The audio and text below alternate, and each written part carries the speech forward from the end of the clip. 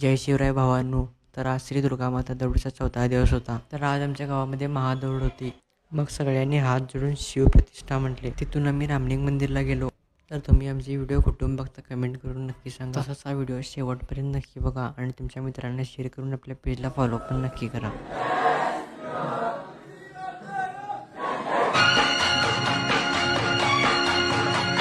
हे व्हिडिओ काढ म्हणते आणि कसं म्हणते बघा.